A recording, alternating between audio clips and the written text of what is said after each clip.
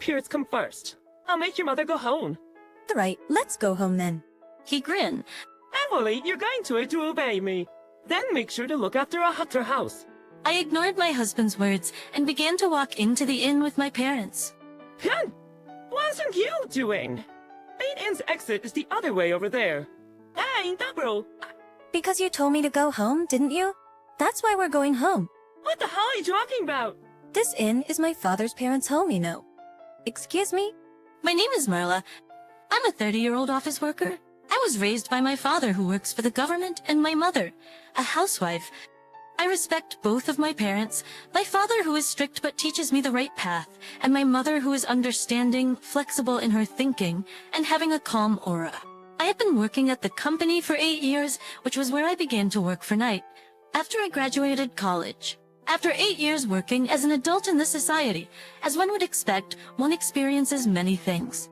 I married my husband, Chris, when I was 25 years old. When I was 27, I gave birth to our first child, our son Aaron.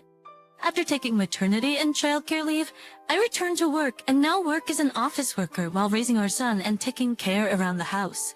Although my husband is kind in some ways, there are some things I'd like to complain about. First of all, Chris basically doesn't do any of the housework. I don't blame him for not being able to cook well. My husband lived at his parents' house all his life until we got married, so he has never cooked on his own.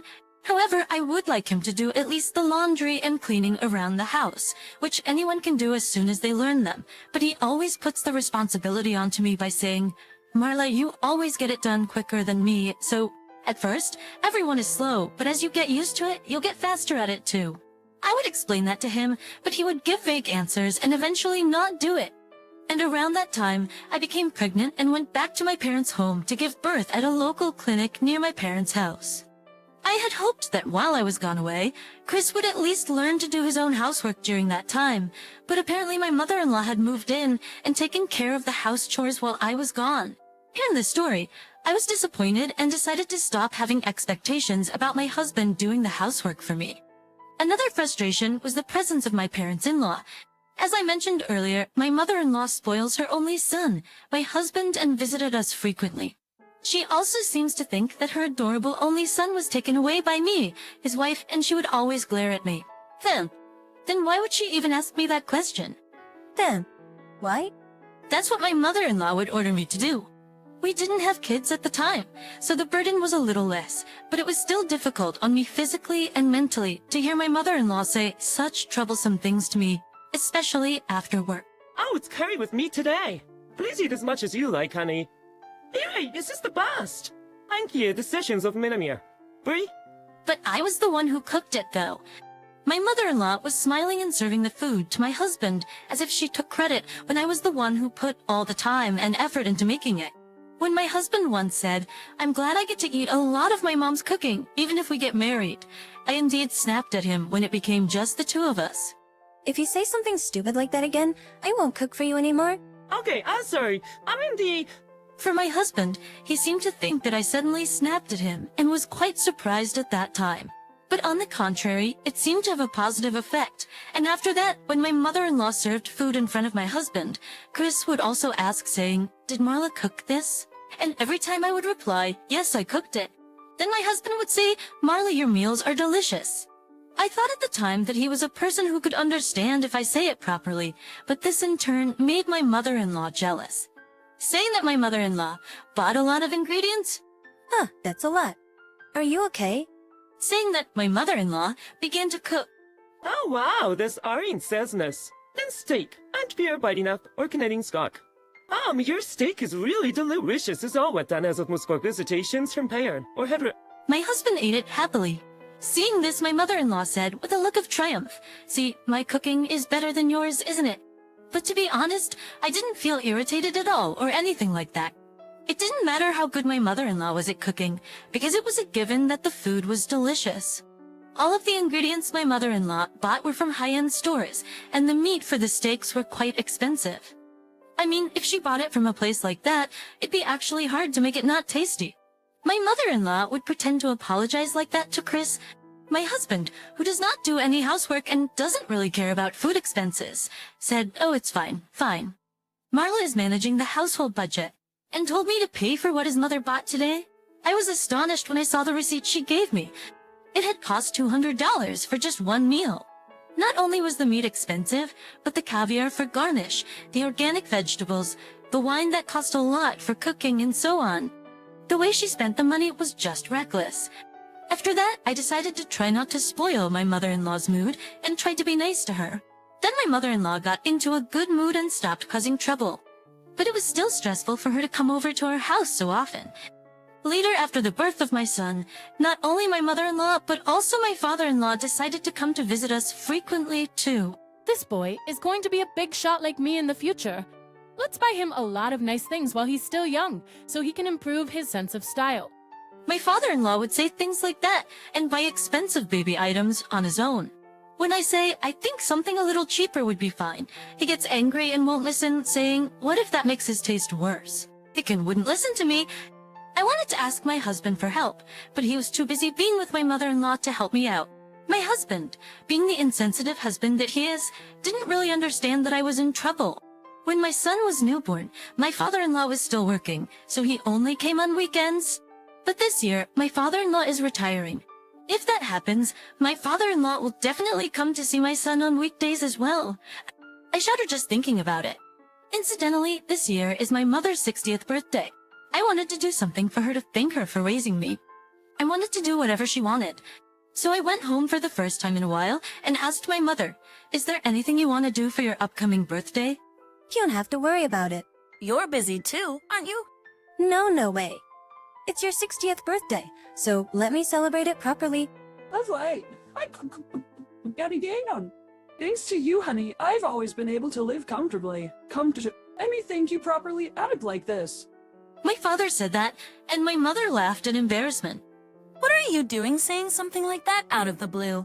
I used to say when I was thinking. Seeing my father, who was strict but unintentionally making those kind of comments, and my mother, who was embarrassed, I felt at ease. Oh yeah. Oh, I might have a place I want to go. My mother said so, and I leaned forward to ask. Oh, where do you want to go? Left to your father's hometown? I see. Father, your hometown is known to be a ski resort, right? This is a Kyrie. Washram. I haven't been back there in a long time, and since it wasn't my hometown, I didn't really go skiing that much. After coming to the city for college, I realized how precious my hometown was. Let's celebrate Mom's 60th birthday with a trip to the ski resort in Father's hometown then. Oh, that's right, Marla. I want the inn we're staying at to be here. Saying that, my mother showed me the screen of her smartphone. It showed the website of a certain inn. Oh, is this place? Yes, it is. You might be too small to remember. No, I remember. I was about 3 years old, right? Why the heck? What the heck? It's Maverick. For going on my trip, do you want to stay at the inn here? Yeah, you miss it too, don't you? Yeah, then. I guess so. I have a feeling they'll be so loud when we go there. Well, anyways, I'll make the reservations. At any rate, I'm glad we've come to an agreement about my mother's 60th birthday celebration. I'm going on a trip to a ski resort with my family for my mother's birthday in a month. I told my husband about my mother's 60th celebration. I see, Jacques Franz, as Nitrats. Their mother's already turning 60 years old, huh? The van! That's some dog sayings. My husband agreed without any objection. Without any objection at the time, but later on, he suddenly says something outrageous. For the ski resort trip to your mother's celebration, we're going to join you. Wait, what do you mean? Wait, We meaning my mom, my dad, and I will join you all. I know what anyway, Richard said so, honey. no, Cam, wait a minute. Why are you deciding that on your own? It's my mom's 60th celebration, okay? You're supposed to at least ask if you can take your parents, right? Why would they tell me that? Both my parents are already in the mood for it. A ski resort we're going to stay at is a popular luxurious inn that's been featured in magazines and on the TV, right? I see you saying that it's not fair that you guys are the only ones going to it. I shouldn't think, Josh. Huh. What do we even mean by that? It sounds like they don't even want to celebrate my mom's 60th birthday. It's just that they feel like they're missing out and are trying to force us to go with them too. That's not true. I'm sure they want to celebrate. I keep researching. No, I don't think so. Then if I tell you we're not going on this trip and we're only just having a celebration dinner, will your parents even come to that? And would you even come? I want that and fine. And that Payback. My husband's stuttering attitude indicated the answer. See, y'all just want to go because of that ski resort. Knowing that, I don't want to take you guys with us. How'd you treat my parents like that? I've been telling you for a while now that my mother is my priority this time. Your parents should learn to be a little more reserved. Excuse me. Are you trying to insult my parents? I'm just telling you the truth. They come over often, and were being really rude to me. That's enough. I challenge you switched on. See, I'm much tougher than you. Yes, my mom and dad are already ready to go on that trip. We'll stay at the inn on our own. Alright. Lame. I see. Then why don't you do whatever you want? And like that, we had a big argument. Then we didn't talk to each other at all for a long time. I mean, there are only about 2 weeks left until our trip, and I don't think my husband can even make a reservation. Well, it doesn't matter to me. And we stayed like that as we welcomed the day of the trip. My husband was getting ready early in the morning with his larger luggage. What the heck? So he was able to make a reservation, huh? I was a little disappointed, but decided that I would never go with him. I got ready to leave as well. We left the house at about the same time, and we both got into our own cars. It took us a little longer to leave, because I had to put my son in the car than he did. We then stopped at my parents' house to pick up my parents, and then it was off to my father's hometown. We decided to leave our luggage at the inn first, so we went straight to the inn. It seems that my husband and his parents were thinking the same thing, and we saw them at the reception desk first. Seriously? I can't believe we'd meet them here so easily like that. When we arrived at the reception, my husband said something outrageous. I'm Milo Linden, and we have a reservation for 3 people. I couldn't believe my ears. Wait a minute. What are you doing? Did you buy yours from her? Radio. You just tried to spend the night at the inn trying to use my reservation name. Don't do such a thing. I made the reservation under my mother's name. My husband acted as if he was a stranger to me and said such an outrageous thing. In short, he tried to take away the reservation I had made by making my mother-in-law into someone named Marla Linden. As expected, even my parents were appalled by seeing how my husband acted. I was ashamed that such a man was my husband, no matter how much we were in a fight. The receptionist, a young woman, was bewildered by the trouble unfolding before her. Since we were getting nowhere, I decided to show her my ID. I am the real Marla Linden. The staff member said, "Yes, ma'am. Thank you for presenting your ID card," and they recognized me as their proper guest. Then my husband and in-laws started to make a fuss. Hey, do you want to exclude us that badly? What a selfish woman you are. My in-laws were making a fuss without having any care in the world who was looking at them. And then my husband says something outrageous. My parents come first, so make your mother go home already. He had tried to stay at the inn by pretending to have his mother be Mimi, and now he was forcing me to give him the right to stay at the inn. It was at this point that my love for my husband had completely disappeared. Right. Well, let's go home then. He grinned. Finally, you're obeying me. Well, then make sure to look after our house well. I ignored my husband's words and walked into the inn with my parents. Hey, what are you doing? The inn's exit is the other way around. You told me to hand over our reservation to you, right? So, we're going home as you asked us to. Retribution! What the hell are you talking about? This inn is my father's parents' house, you know. Excuse me. My husband and my in-laws were just speechless.